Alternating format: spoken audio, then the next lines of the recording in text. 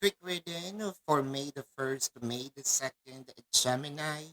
Your cards are the Nine of Swords, the Seven of Pentacles, and the Knight of Swords.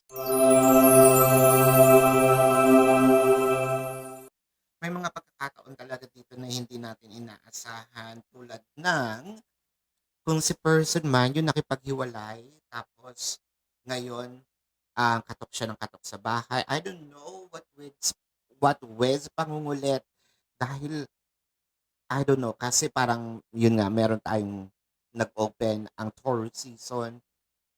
Hindi naman sila makulit pero meron din talaga kakulitan pero parang ganon si person is I think we are all being affected by that portal of the Taurus. But anyway, with the Seven of Pentacles, parang inaantay nila yung sagot mo.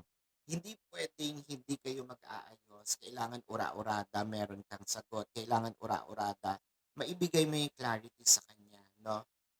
So it felt like nakaka-overwhelm yung ganitong situation. But then again, isa lang naman ang gusto niya, magkaayos kayo. This is your quick reading the for May the 1st to May the 2nd. My name is Daphne, but spirit calls me back.